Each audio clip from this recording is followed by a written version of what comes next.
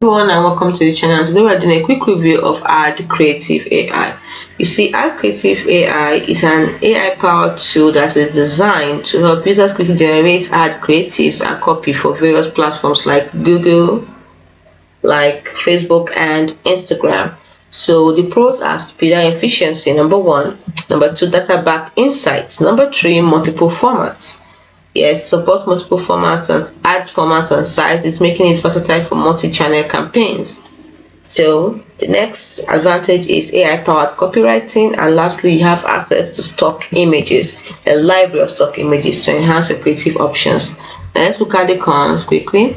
Now the cons are limited customization. It has potential for repetitive designs, inconsistent visuals. Yes, occasionally the AI might produce visuals that are inconsistent or require adjustment to align perfectly with the desired aesthetic.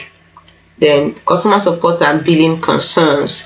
Some users have reported issues with customer support responsiveness, unexpected charges, or difficulties with refunds. Then it has a bit of a learning curve, and lastly, a dependency on input data. That is a quick review of Ad Creative AI.